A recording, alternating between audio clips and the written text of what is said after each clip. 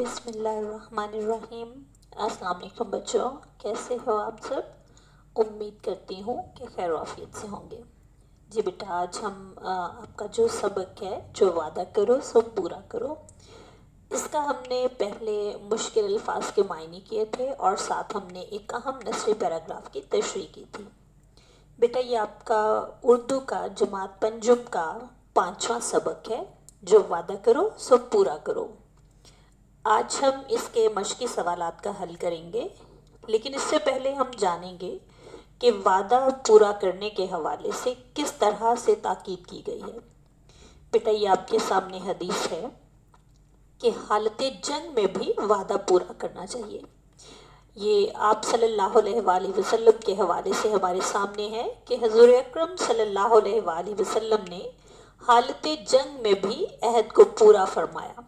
चुनाचे ग़ज़वा बदर के मौका पर मुसलमानों की अफरादी कुव्वत कम थी और कुफ़ार का जो लश्कर था वो 3 गुना से भी ज़ायद था। हज़रत हुज़ैफ़ा और हज़रत हुसैन रज़ी अल्लाह तआला अन्हा दोनों सहाबी कहीं से आ रहे थे कि रास्ते में कुफ़ार ने धर लिया और कहा, तुम मोहम्मद अरबी सल्लल्लाहु अलैहि वसल्लम के पास जा रहे हो। जब इन दोनों हजरात ने जंग में शरीक ना होने का वादा किया तो तब कुफार ने उन्हें छोड़ा। यानी कुफार को ये था कि ये दोनों जो हैं ये भी जंग में शामिल होंगे, तो उनके खिलाफ चुके होंगे, तो लिहाजा वो नहीं चाहते थे कि ये दोनों सहाबी जो हैं ये जंग में शामिल हों। तो उन्हें छोड़ा ही नहीं, पकड़े रखा और उन्हें इस अहद पर छोड़ा कि वो दोनों जंग में शामिल नहीं होंगे। तो जब आप दोनों को छोड़ा गया और आप दोनों आका अलैहिस्सलाम के पास जब पहुंचे, तो आप सल्लल्लाहु अलैहि वसल्लम ने जब सारा माजरा सुना तो उन दोनों को अलग कर दिया, यानी जंग में ले जाने से इनकार कर दिया और फरमाया, हम हर हाल में अहद की पाबंदी करेंगे, हम में सिर्फ अल्लाह अज़्ज़ वजल की मदद दरकार है। यानी इससे बेटा साबित होता है कि कैसे भी हालात क्यों ना हो, वादा की पाबंदी ज़रूरी है। जी, अब हम मश्की सवालात का हल करेंगे। सबसे पहले हम आएंगे आपका जो सफ़ा नंबर 36 पे, यानी सफ़ा नंबर 36 पे नए अल्फाज। बेटा, अल्फाज आपकी किताब पे दिए हुए हैं, साथ उन्होंने मायने भी दिए हैं और लिखा है कि अल्फाज के मायने समझें। अगर आप गौर करें तो नीचे लिखा हुआ है कि अल्फाज के मायने समझाने के लिए बच्चों से उनके जुमले बनवाएं। तो बेटा, लफ्ज़ जो है उसका मायने वाज़े करने के लिए उसका जुमले में इस्तेमाल किया गया है, ये आपके सामने है। पासदारी, हिमायत या तरफदारी को कहा जाता है। एक मुसलमान हमेशा वादे की पासदारी करता है। दूसरा लफ्ज़ है शिकस्त, यानी हार। 1965 की जंग में भारत को शिकस्त का सामना करना पड़ा। वुसअत, फैलाव या कुशादगी। आसमान की वुसअत बेकिनार है। अगला लफ्ज़ है ज़मानत, यानी जिम्मेदारी। मुजरिम ज़मानत पर रिहा हो गया। सादिर करना, कोई कानून या हुक्म जारी करना। बादशाह ने कातिल की फांसी का हुक्म सादिर कर दिया। आखिरी लफ्ज़ हमारे पास है जल्लाद, यानी फांसी देने वाला। जल्लाद ने कातिल को फांसी दे दी। इसके बाद बेटा आप सफ़ा नंबर 36 पे देखें तो आपका सवाल है, आपने क्या समझा? उसमें 2 उन्वान दिए हैं। पहला उन्वान है कि सबक के मुताबिक जो है दुरुस्त अल्फाज लिखकर खाली जगह पुर करें। इसमें सबसे पहले है, हरमज़ान जंगी कैदी की हैसियत से दरबार में पेश किया गया। बेटा, ये खाली जगह पुर की गई है आपके सामने। आप एक सच्चे मुसलमान हैं जो अपना वादा नहीं तोड़ते। अगला जुमला है, हज़रत उमर रज़ी अल्लाह तआला अन्हु के दौर में इस्लामी सल्तनत ने खूब वुसअत इख्तियार की। अगला है, सब लोग खलीफा के इंसाफ और अदल के बारे में जानते थे। लास्ट इसका जुमला है, यानी आखिरी जुमला, वो शख्स अपने वादा के मुताबिक वापिस आता दिखाई दे रहा था। इसी सफ़ा पे बेटा अगला है कि सबक के मुताबिक लिख कर बताएं कि ये जुमले किसने कहे। यानी ये जुमले हमारे सामने मौजूद हैं जो कि किताब में लिखे गए हैं, तो ये जुमलों के बारे में बताना है हमें कि ये जुमले किसने कहे। सबसे पहला है, दादा जान आज आप कौन सी कहानी सुनाएंगे? तो बेटा ये जुमला कहा था दानिश ने। ठीक है। अगला है, जब तक मैं ये पानी न पी लूं آپ مجھے قتل نہیں کروائیں گے۔ یہ جملہ کہا ہرمزان نے۔ اگلا ہے پہلے تم نے انکار کیا اور اب اسلام قبول کر رہے ہو، یہ جملہ بولا تھا خلیفہ نے۔ اس کے بعد اگلا جملہ ہے میں نے احمد کی کتاب آج واپس کرنے کا وعدہ کیا تھا، تو یہ جملہ کہا تھا فراز نے۔ آخری جملہ میرے سوا ان کی دیکھ بھال کرنے والا اور کوئی نہیں، یہ جملہ بولا تھا پتھر مارنے والے شخص نے۔ اس کے بعد بیٹا آپ کے صفحہ نمبر 37 پر سوالات ہیں، ان کے جواب ہم دیکھیں گے۔ سب سے پہلے سوال ہے ہرمزان کون تھا اور اسے خلیفہ کے دربار میں پیش کیا گیا، کس خلیفہ کے دربار میں؟ ٹھیک ہے، تو بیٹا اس کا جواب کہ ہرمزان جو تھا یہ ایران کے ایک صوبے کا حاکم تھا اور اسے دوسرے مسلمانوں کے دوسرے خلیفہ حضرت عمر رضی اللہ تعالیٰ عنہ کے دربار میں پیش کیا گیا۔ اگلا سوال ہے کہ ہرمزان نے سزا سے بچنے کے لیے کیا طریقہ اختیار کیا اور کیوں؟ تو بیٹا اس کا جواب ہرمزان نے سزا سے بچنے کے لیے پانی پینے کا کہا اور خلیفہ سے وعدہ لیا کہ جب تک میں یہ پانی نہ پی لوں آپ مجھے قتل نہیں کریں گے۔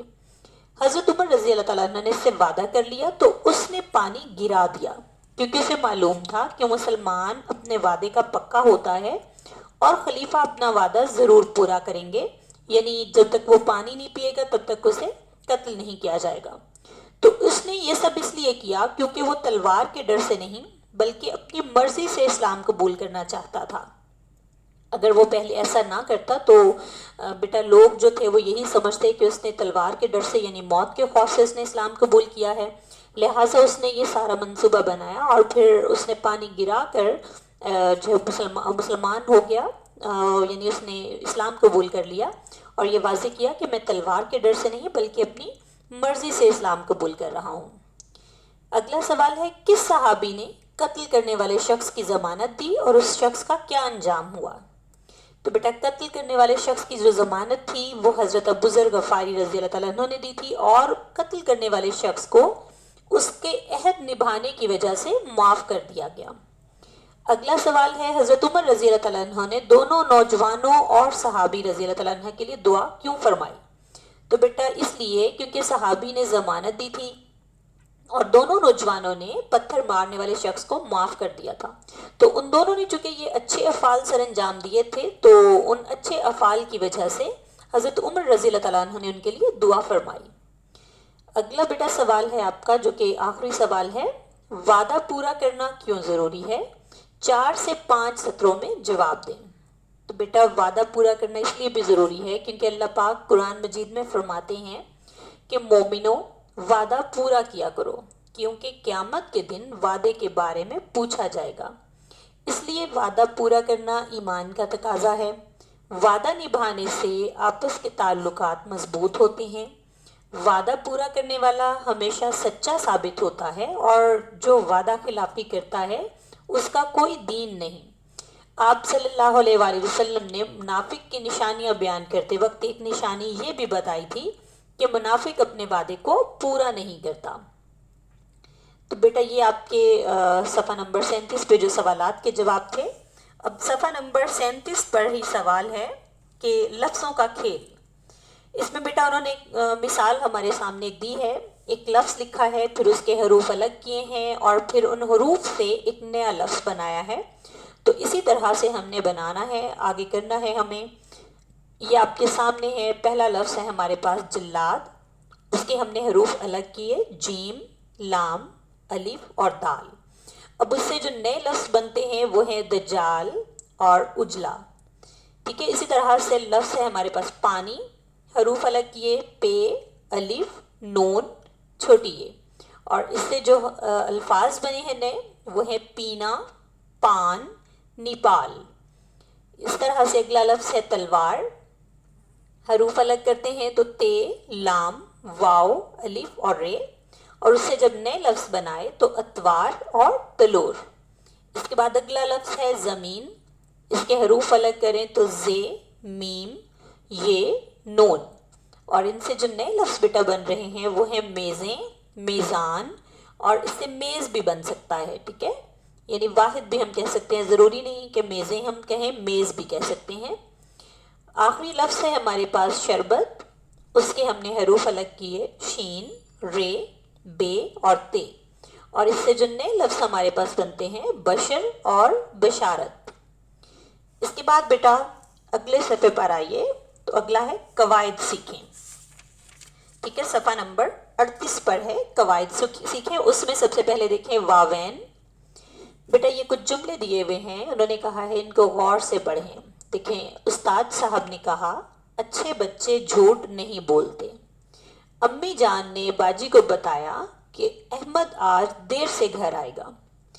بیٹا جب کسی کا کال کہتے ہیں کسی کی کہی گئی بات، ٹھیک ہے، کال یا بات ہو بہو یعنی بالکل ویسے کی ویسے اسی کے انداز میں نقل کرنا یہاں اس سے مراد ہے لکھنا، نقل کرنا مقصود ہو تو اسے واوین میں لکھا جاتا ہے۔ جیسے یہ بیٹا واوین کی مثال بھی یہ اس کی شکل ہمارے سامنے ہے، جس کو انگلش میں آپ لوگ انورٹڈ کوماز بولتے ہو، ٹھیک ہے۔ واوین میں لکھا جاتا ہے جیسے کہ اوپر دیے ہوئے جملوں میں اچھے بچے جھوٹ نہیں بولتے، آج احمد دیر سے گھر آئے گا، استاد صاحب اور امی جان کی بات کو ہو بہو بیان کر رہے ہیں، ٹھیک ہے۔ اسی طرح سے ہم نے اگلے یہ جملے ہیں ان میں واوین کی علامت لگانی ہے، یہ آپ کے سامنے ہے۔ قرآن مجید میں ارشاد ہے، اس کے بعد جو اگلا جملہ ہے، اور ہم نے ہر جاندار چیز پانی سے بنائی، اس کو ہم واوین میں لکھیں گے۔ اسلم نے جواب دیا میں خوب محنت سے پڑھوں گا، تو بیٹا اس میں دیکھیں میں خوب محنت سے پڑھوں گا، یہ واوین میں ہے۔ ہرمزان کہنے لگا جب تک میں یہ پانی نہ پی لوں مجھے قتل نہ کیا جائے، تو بیٹا یہ ہرمزان نے جو بات کہی تھی ہو بہو چکے ہم نے ویسے لکھی، تو اس کو ہم نے واوین میں لکھا۔ اس کے بعد اگلا ہے استاد صاحب نے پوچھا سبق کس کس نے یاد کیا ہے، تو بیٹا استاد صاحب کی بات چونکہ ہم نے ہو بہو کرنی ہے تو اس لیے اس کو اب انورٹڈ کوماز میں لکھا گیا، یعنی واوین میں۔ اس کے بعد اگلا ہے احمد نے جواب دیا میں اپنا کام وقت پر مکمل کرتا ہوں، تو احمد کی بات آپ نے جو ہے وہ اسی طرح سے لکھی واوین میں۔ سارا بولی میں بھی آم کھاؤں گی، تو سارا کی بات بھی آپ نے ویسی کی ویسی بیان کی واوین میں۔ اس کے بعد بیٹا اسی پیج پر یعنی صفحہ نمبر 38 پر سوال نمبر 8 ہے، انہوں نے کہا ہے کہ مثال کے مطابق سبق جو ہے جو وعدہ کرو سب پورا کرو، اس میں سے 5 اسم نکرہ اور 5 اسم معرفہ چن کر دی ہوئی جگہ میں لکھیں، تو بیٹا یہ آپ کے سامنے ہے۔ اسم نکرہ میں دیکھیں ملک انہوں نے پہلے سے لکھا ہے، اس کے بعد حاکم، خلیفہ، صحابی، کتاب۔ اسی طرح سے اسم معرفہ میں آئیے ایران، ہرمزان، حضرت عمر فاروق رضی اللہ تعالیٰ عنہ، حضرت ابوذر غفاری رضی اللہ تعالیٰ عنہ اور احمد۔ بیٹا یہ اسم معرفہ اور اسم نکرہ کی ہم پہلے سے اس کی جو ہے وہ تعریف کر چکے ہیں کہ اسم نکرہ کہتے ہیں کسی عام چیز کو اور اسم معرفہ خاص چیز۔ جی بیٹا اس کے بعد آئیے صفحہ نمبر 39 پہ پڑھیں۔ دیکھیں سوال نمبر 9 ہے، دیا ہوا پیراگراف درست تلفظ اور روانی سے پڑھ کر نیچے پوچھے گئے سوالوں کے جواب زبانی دیں۔ تو بیٹا یہ پیراگراف ہے آپ کا، ہمیں اپنے وطن سے محبت ہے۔ یہ بیٹا اس کو غور سے سنیں اور سمجھیں، کیونکہ جب تک آپ کو پیراگراف کی سمجھ نہیں آئے گی آپ اس کے سوالات کے جوابات خود سے نہیں دے پائیں گے، اس لیے ضروری ہے کہ آپ پہلے اس کو غور سے سنیں اور سمجھیں۔ ہمیں اپنے وطن سے محبت ہے، ہم اس کی ترقی کے لیے دل لگا کر محنت کریں گے، اس کے پرچم کو سربلند رکھیں گے، ہمارے لیے اس میں بسنے والے تمام لوگ قابل احترام ہیں، ہمارے ملک کی مثال ایک خوبصورت گلدستے کی مانند ہے جس کے ہر پھول کی اپنی خوشبو، جدا رنگ اور شناخت ہے، ہمارے لیے رنگ، نسل، زبان کی بنیاد پر کوئی زیادہ اہم یا غیر اہم نہیں ہے، ہم سب پاکستانی ہیں، پاکستان ہی ہماری پہچان ہے، ہم عہد کرتے ہیں کہ ہم اپنے وطن کی سالمیت پر کوئی آنچ نہیں آنے دیں گے، ہم طالب علم اپنے وطن کا مستقبل ہیں، ہم اپنے وطن کا نام روشن کریں گے۔ جی بیٹا اس کے بعد پیراگراف کے جو سوالات ہیں ان کے ہم جواب جو ہے وہ دیکھیں گے۔ سب سے پہلے سوال ہے ہمیں اپنے وطن کی ترقی کے لیے کیا کرنا چاہیے، تو بیٹا ہمیں اپنے وطن کی ترقی کے لیے خوب دل لگا کر محنت کرنی چاہیے۔ وہ محنت جو ہے وہ دو طرح سے ہو سکتی ہے، پڑھائی میں بھی اور اس کے ساتھ ساتھ اپنے ہنر میں بھی، جو ہم ہنر سیکھتے ہیں، یعنی کوئی بھی کام ہو ہمیں وہ محنت سے کرنا چاہیے۔ اگر ہم طالب علم ہیں تو ہمیں خوب محنت سے علم حاصل کرنا چاہیے، اگر ہم کسی دفتر میں کام کرتے ہیں تو ہمیں بھرپور محنت اور ایمانداری کے ساتھ کام کرنا چاہیے، یعنی جس بھی شعبے سے ہم وابستہ ہوں ہمیں اس میں دل لگا کر محنت کرنی چاہیے۔ اگلا سوال ہے، ہمارے ملک کی مثال کس کی مانند ہے؟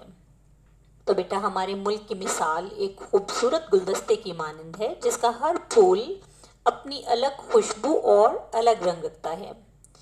اگلا سوال ہے، اس پیراگراف میں کس بات کا عہد ہے؟ تو بیٹا اس پیراگراف میں اس بات کا عہد لیا گیا ہے کہ ہم اپنے وطن کی سالمیت پر کوئی آنچ نہیں آنے دیں گے۔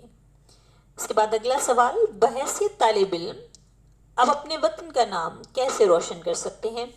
تو بیٹا ایک طالب علم کی حیثیت سے ہم اپنے وطن کے دفاع کے لیے اپنی جان تک قربان کر دیں گے اور وطن کے پرچم کو سر بلند رکھتے ہوئے وطن پر کبھی آنچ نہیں آنے دیں گے اور پڑھ لکھ کر ایک کارآمد شہری بنتے ہوئے وطن کا نام روشن کریں گے۔